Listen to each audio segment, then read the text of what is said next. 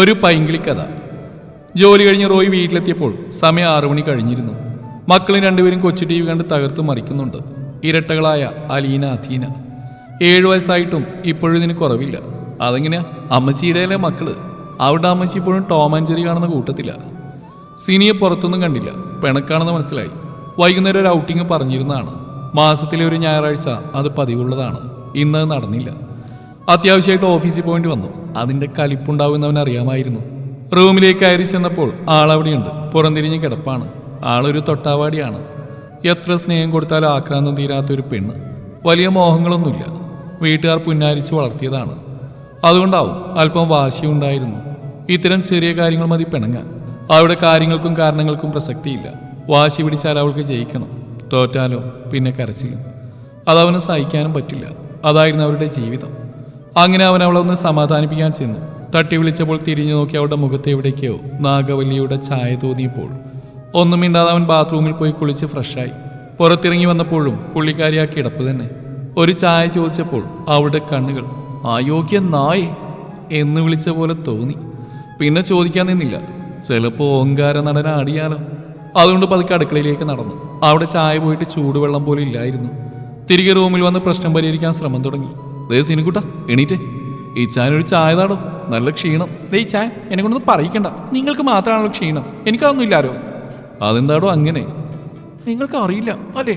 അത് പിന്നെ ഈ ചായന് കുറച്ച് പണി ചെയ്ത് തീർക്കാനുള്ളതുകൊണ്ടല്ലേ. നമുക്ക് അടുത്ത ആഴ്ച പോകാമല്ലോ.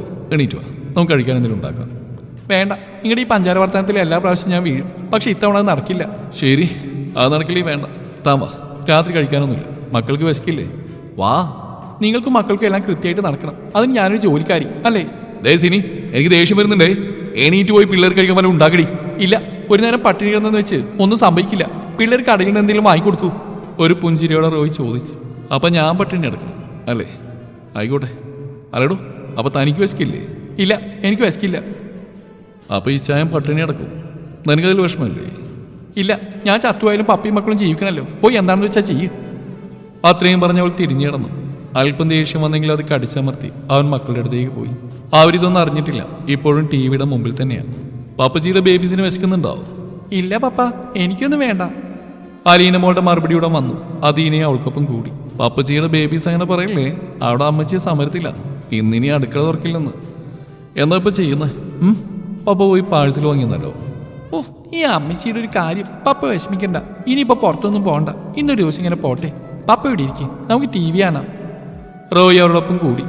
സമയം ഇഴഞ്ഞു നീങ്ങുന്ന പോലെ സിനിക്ക് തോന്നി. സാധാരണ ഈ ചായം താൻ പിണങ്ങിയാലും 2-3 വട്ടം വന്ന് പഞ്ചാര അടിച്ച് പരിഹരിക്കുന്നത്. ഇതിപ്പോൾ നേരെ ഒത്തിരിയായല്ലോ. അപ്പോഴത്തെ ആവേശത്തിൽ വേണ്ട എന്നൊക്കെ പറഞ്ഞെങ്കിലും വിശപ്പിന്റെ വിളി സിനിക്ക് തുടങ്ങിയിരുന്നു. പക്ഷെ എണീറ്റ് പോയി വല്ലതും ഉണ്ടാക്കാൻ അവളുടെ അഭിമാനം സമ്മതിച്ചില്ല. പപ്പയുടെയും മക്കളുടെയും വർത്തമാനവും കളിച്ചിരിയൊക്കെ കേൾക്കുന്നുണ്ട്. അതവളുടെ വാശി ഇരട്ടിയാക്കി. അവൾ കണ്ണടച്ച് കിടന്നു. അല്പനേരം കഴിഞ്ഞപ്പോൾ ചിക്കൻ കറിയുടെ വാസന സിനിയുടെ നാസികയുടെ ഉള്ളിലേക്ക് നുഴഞ്ഞു കയറാൻ തുടങ്ങി. അതിന്റെ പ്രതിഫലനം വായിലും വയറിലും അറിയാൻ തുടങ്ങി. അതുവരെ മറന്ന വിശപ്പ് എന്ന വികാരം വീണ്ടും അവൾ ആക്രമിക്കാൻ തുടങ്ങി. റോയ് കിച്ചണിൽ പാചകത്തിലാണെന്ന് അവൾക്ക് മനസ്സിലായി. റോയിയുടെ കൈപ്പുണ്യ അറിയാവുന്ന അവളുടെ മുഖം ജാളിതയാൽ ചുവന്നു. അല്പനേരത്തെ കാത്തിരിപ്പിന് വിരാമമിട്ട് അതീനെ സിനിയെ കഴിക്കാൻ വിളിച്ചു. എണീറ്റ് പോകാൻ അവളുടെ വാശി അനുവദിച്ചില്ല. റോയി വന്നതിനെ വിളിക്കട്ടെ എന്ന് പ്രതീക്ഷിച്ച് അവൾ കിടന്നു. രണ്ടാമത് വന്നത് അലീനയായിരുന്നു. അപ്പോഴും സിനി ജാടയിട്ടു. പിന്നെ ആരും വിളിക്കാൻ വന്നില്ല. കുറച്ച് കഴിഞ്ഞ് റോയി വന്ന് ലൈറ്റ് ഓഫ് ചെയ്ത് കിടന്നു. കുറച്ചു നേരം അവിടെ മൗനം തളം കെട്ടി നിന്നു. പിന്നെ റോയി ഉറക്കമായി എന്ന് അവൾക്ക് ബോധ്യമായി. ആദ്യമായിട്ടാണ് സിനിക്ക് അങ്ങനെ ഒരു അനുഭവം. അത് അവളിൽ ചെറിയൊരു വിഷമമുണ്ടാക്കി. തന്നെ വിളിക്കുമെന്ന് കരുതിയിരുന്ന ഇച്ചായൻ പാണ്ടിലോറി കയറിയ തവളയെ പോലെ കിടന്നുറങ്ങുന്നു. ഇനിയിപ്പോൾ കാത്തിരുന്നിട്ട് കാര്യമില്ലല്ലോ. പോയി എന്തെങ്കിലും കഴിച്ച് കിടന്നുറങ്ങാം എന്ന് കരുതി അവൾ അടുക്കളയിലേക്ക് നടന്നു. ഇച്ചായൻ്റെ കറികളുടെ രുചി അവളുടെ വിശപ്പിനെ ഇരട്ടിയാക്കി. ആർത്തിയോടെ അത് കഴിക്കാൻ ഓടിയെത്തിയവൾ പക്ഷെ അവിടെ എത്തിയപ്പോൾ ഞെട്ടിപ്പോയി. കഴിച്ചു കഴിഞ്ഞ പാത്രങ്ങൾ വരെ അവർ കഴുകി വെച്ചു. അവളുടെ കണ്ണുകൾ നിറയാൻ തുടങ്ങി. ഈ ചായന് തന്നോട് ഇത്ര സ്നേഹമേ ഉള്ളൂ എന്ന് ചിന്തിച്ച് നിറഞ്ഞു വന്ന കണ്ണുകൾ അടച്ചവൾ വിതുമ്പി. പെട്ടെന്ന് പുറകിൽ നിന്ന് റോയി അവൾ ഇറുകെ പുണർന്നു. പൊക്കിയെടുത്ത് ചെയറിൽ കൊണ്ടിരുത്തി. മിഴിച്ചിരുന്ന അവളുടെ മുന്നിലേക്ക് 2 പ്ലേറ്റ് എടുത്ത് ഭക്ഷണം വിളമ്പി. ഒന്നും മനസ്സിലാവാതെ തുറച്ചു നോക്കി അവളോട് അവൻ പറഞ്ഞു, നീ പട്ടിണി അടക്കുമ്പോൾ എനിക്ക് വിശക്കൂടി. അതുവരെ പിടിച്ചു നിർത്തി അവളുടെ കണ്ണുനീർ അനുസരണയില്ലാതെ ഒഴുകി. അയ്യേ, ഈ ചായന്റെ ചുണക്കുട്ടി കരയുവാണോ? സോറി ചായ, ആ നേരത്തെ സങ്കടത്തിൽ ചെയ്തു പോയത്. റോയി അവളുടെ കണ്ണുകൾ തുടച്ചു. സാറില്ല, മോളിത് വേഗം കഴിച്ചേ. ഈ ചായന് നല്ല വിശപ്പ്. രാവിലെ എന്തോ കഴിച്ചതാ. ഉച്ചക്ക് കഴിക്കാനും പറ്റിയില്ല. മനുഷ്യൻ വിശന്നുകയറി വന്നപ്പോഴാണ് അവിടെ ഒരു സമരം. അതുകൊണ്ടാണല്ലോ ഈ ചാൻ്റെ സ്പെഷ്യൽ കറി കഴിക്കാൻ പറ്റിയത്. ഇനി ഇടയ്ക്കൊക്കെ ഇങ്ങനെ പിണങ്ങ ഇതുപോലുള്ള വെറൈറ്റി ഐറ്റം കഴിക്കാമല്ലോ. അതെ, ഇനി ഇതുപോലെ എൻ്റെ പിള്ളേരെ പട്ടിണി കിട്ടാറുണ്ടല്ലോ. അടുത്ത തവണ കറി ഉണ്ടാക്കി നിന്റെ കണ്ണിൽ കോരി ഒഴിക്കും ഞാൻ, പറഞ്ഞേക്കാം. വേഗം കഴിക്കടി. അതും പറഞ്ഞ് അവിടെ വായിലേക്ക് ഭക്ഷണം വെച്ച് കൊടുത്ത് അവൻ്റെ ചുണ്ടിൽ ഒരു പുഞ്ചിരി അപ്പോഴും ഉണ്ടായിരുന്നു. ഫുഡൊക്കെ കഴിഞ്ഞ് ഉറങ്ങാനുള്ള പുറപ്പാടിലായിരുന്നു രണ്ടുപേരും. സീന അപ്പോഴും കഴിഞ്ഞുപോയ സുന്ദരമായ ഓർമ്മകളുടെ താഴ്വരയിലായിരുന്നു. ലൈറ്റ് അണച്ച് ബെഡ് ലാമ്പ് ഓൺ ചെയ്ത് റോയി കട്ടിൽ കിടന്നു. അവൾ അപ്പോഴും ആ ലോകത്ത് തന്നെയായിരുന്നു. എന്താ ഭാര്യ, ഉറങ്ങുന്നില്ലേ? ഇല്ല, സെക്കൻഡ് ഷോക്ക് പോകുന്നു. ആണോ? എന്നാലേ ഞാനുണ്ട് ആ ഷോക്ക്. അതും പറഞ്ഞ് അവളെ വലിച്ച് നെഞ്ചിലേക്കിട്ട് അവൻ ലാമ്പ് ഓഫ് ചെയ്തു. ഇനി അവരുടെ മാത്രം ലോകം, പിണക്കങ്ങളും പരിഭവങ്ങളും ഇല്ലാത്ത ലോകം. വീണ് കിട്ടിയ മുത്ത്. 4 വർഷത്തെ പ്രവാസ ജീവിതം അവസാനിച്ചു. ഇനി അമ്മയോടൊപ്പം നാട്ടിലെ സ്വസ്ഥ ജീവിതം. അങ്ങനെ മനസ്സിലുറപ്പിച്ചാണ് ഷാർജയിൽ നിന്ന് വിമാനം കയറിയത്. നാട്ടിലെത്തിയിട്ട് ഇപ്പോൾ 2 മാസമായി. ഞാൻ മരും. അച്ഛൻ എനിക്ക് 19 വയസ്സുള്ളപ്പോൾ മരിച്ചു. അത്യാവശ്യം സാമ്പത്തിക ഭദ്രതയ്ക്കുള്ള തറവാടായിരുന്നു എൻ്റേത്.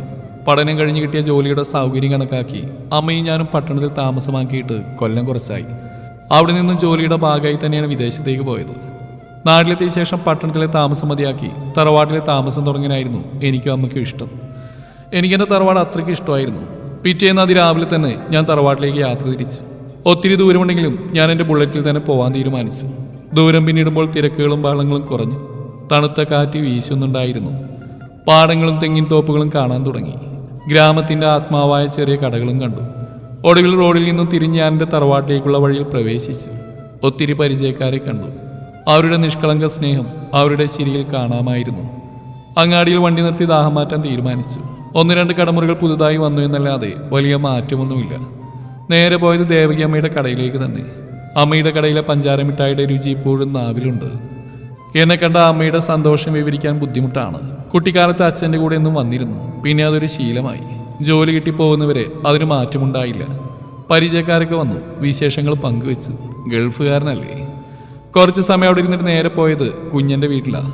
എൻ്റെ ബാല്യകാല സുഹൃത്ത്, ഉറ്റ ചങ്ങാതി, നാട്ടിൽ കോണ്ടാക്റ്റുള്ള ഒരേ ഒരു കൂട്ടുകാരൻ.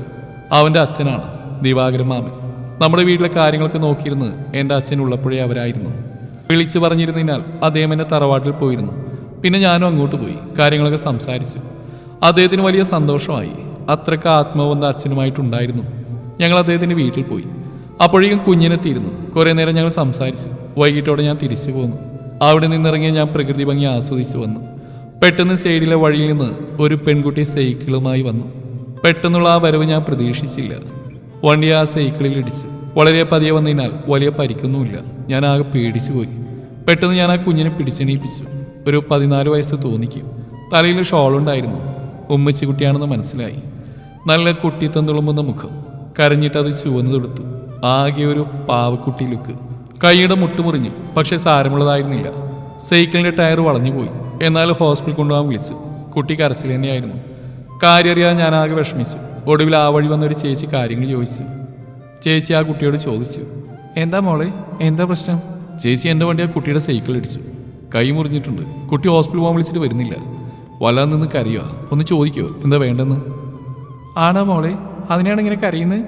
അല്ല, സൈക്കിൾ കേടാക്കിയ ഉമ്മ തല്ലും. ഇനി സൈക്കിൾ തരൂല. അത് കേട്ട് ഞാനും ആ ചേച്ചിയും പൊട്ടിച്ചിരിച്ചു. ഞാൻ അവളെ ആശ്വസിപ്പിച്ചു. വണ്ടി അടുത്തുള്ള വീട്ടിൽ കയറ്റി വെച്ച് അവളുടെ സൈക്കിൾ എടുത്തുകൊണ്ട് അവളെയും കൂടി വർക്ക്ഷോപ്പിൽ പോയി. അപ്പോൾ തന്നെ അത് ശരിയാക്കി. എന്നിട്ട് അവളുടെ കയ്യിൽ മരുന്ന് വെച്ച് കിട്ടി. സൈക്കിൾ നന്നാക്കിയപ്പോൾ അവളുടെ കരച്ചിലൊക്കെ തീർന്നു. മനോഹരമായൊരു പുഞ്ചിരി അവളുടെ മുഖത്ത് തെളിഞ്ഞു. ആ മുഖത്തോട് എനിക്ക് വല്ലാത്തൊരു ആകർഷണം തോന്നി. പതിയെ ഞങ്ങൾ അവളുടെ വീട്ടിലേക്ക് നടന്നു. അവിടെ അവളുടെ ഉമ്മയാനിയനും ഉണ്ടായിരുന്നു. ഞാൻ കാര്യങ്ങളൊക്കെ പറഞ്ഞു. ആ ഉമ്മയുടെ കണ്ണുകൾ നിറയുന്നത് ഞാൻ കണ്ടു. വളരെ സ്നേഹനിധിയായ ഒരു പാവമാണ് അവളുടെ ഉമ്മയെന്ന് എനിക്ക് മനസ്സിലായി. അനിയനൊരു കൊച്ചു വികൃതി. തിരിഞ്ഞടക്കാൻ നേരം അവളുടെ മുഖത്തേക്ക് നോക്കി. ആ കണ്ണുകളിൽ നന്ദിയും സ്നേഹവും ബഹുമാനം കാണാൻ കഴിഞ്ഞു. ഒടുവിൽ ഞാൻ തിരികെ പോന്നു. 1 മാസം കഴിഞ്ഞു. അമ്മയും ഞാനും ആ മഹാനഗരത്തോട് വിട പറഞ്ഞു. ചെറിയ വിഷമമുള്ളിലുണ്ടായിരുന്നു. എന്നാലും നാടും നാട്ടുകാരെയും തറവാടുമൊക്കെ ഓർത്തപ്പോൾ അത് മാറി.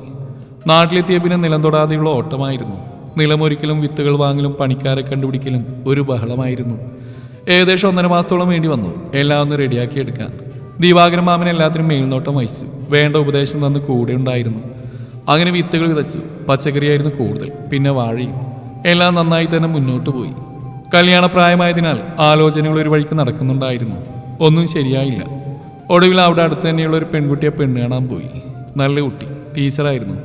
ഞങ്ങൾ തമ്മിൽ സംസാരിച്ചു, ഇഷ്ടപ്പെട്ടു അങ്ങോട്ടും ഇങ്ങോട്ടും. എന്നാൽ ടീച്ചറുടെ അമ്മാവിന് ഇഷ്ടപ്പെട്ടില്ല. ചെറുക്കന് കൃഷിയാണ് ജോലി, അതാണ് അദ്ദേഹത്തിൻ്റെ ന്യായം. കൊമ്പത്തെ ജോലി ഉപേക്ഷിച്ച് കൃഷി തിരഞ്ഞെടുത്ത ആ നിമിഷം വേദനയോടെ ഞാൻ ഓർത്തു. ഒരു സെക്കൻഡ് സമയത്തിനുള്ളിൽ അത് മാറി. കൃഷി അത്ര മോശമായി എനിക്ക് തോന്നിയില്ല. അങ്ങനെ നിരാശനായി മടങ്ങി വൈകുന്നേരം ആ ചെമ്മൺ വഴിയിലൂടെ ചുമ്മാ നടക്കുമ്പോൾ പുറകിൽ നിന്നൊരു സൈക്കിളിൻ്റെ ബെല്ലടി കേട്ടു. ഞാൻ ഒഴിഞ്ഞു കൊടുത്തു. എന്നിട്ടും ബെല്ലടിച്ചുകൊണ്ടിരുന്നു. ഞാൻ നിവർന്നു നോക്കിയില്ല. ഒരു സൈക്കിൾ എന്നെ കടന്ന് കുറച്ച് മുന്നിൽ കൊണ്ട് നിർത്തി. എന്താ മാഷേ, ചെവി കേൾക്കില്ലേ? പെട്ടെന്ന് ആ ചോദ്യമെന്നിൽ ദേഷ്യമുണ്ടാക്കിയെങ്കിലും നിവർന്നു നോക്കിയപ്പോൾ അത് അലിഞ്ഞുപോയി. അന്ന് വണ്ടിയടിച്ച അതേ ഉമ്മച്ചിക്കുട്ടി, തട്ടമിട്ട അതേ പാവക്കുട്ടി. ഞാൻ പതി അവളുടെ അടുത്തേക്ക് നടന്നു. ഇങ്ങനെ പരിസരബോധമില്ലാതെ നടന്ന വല്ല വണ്ടി വന്നിരിക്കില്ലേ ഏട്ടാ? ഇടിച്ചോട്ടെ, അതിനിപ്പോൾ എന്താ? അതെന്താ, മൈത്രി ടീച്ചറെ കല്യാണം കഴിക്കാൻ പറ്റാത്ത വിഷമം കൊണ്ടാണോ? ഞാനും ഞെട്ടി. ആഹാ, നീ ആള് കൊള്ളാലോ. എന്താ അവളുടെ പേര്? അബിൻസിയ. ഇഷ്ടമുള്ളവരൊക്കെ മുത്തൂസ് എന്നാ വിളിക്കുന്നേ. ഞാനങ്ങനെ വിളിക്കാം. എനിക്കും മുത്തൂസിനെ ഒത്തിരി ഇഷ്ടമാണ്. വിളിച്ചോ, എനിക്കും ചേട്ടനെ വലിയ ഇഷ്ടമാണ്. അന്നെന്നെ തല്ലുള്ള രക്ഷിച്ചില്ലേ? മുത്തൂസിനോട് ഇതൊക്കെ ആര് പറഞ്ഞു? ചേട്ടൻ അവിടെ വന്നപ്പോൾ ഞാനവിടെ ഉണ്ടായിരുന്നു. ഞാൻ അവിടെ ട്യൂഷൻ പഠിക്കുന്നേ. ഓഹോ, ഇനി പറഞ്ഞിട്ട് എന്താ കാര്യം? നിന്റെ ടീച്ചറിന് ഇഷ്ടമല്ലെന്ന് പറഞ്ഞില്ലേ? അയ്യോ, ടീച്ചർ അങ്ങനെ പറഞ്ഞില്ല. ടീച്ചർ പാവാ. ടീച്ചറുടെ അമ്മാവനെ പറഞ്ഞ് ടീച്ചർക്ക് ചേട്ടനെ ഒത്തിരി ഇഷ്ടമായി. പാവം, നല്ല സങ്കടമുണ്ട്.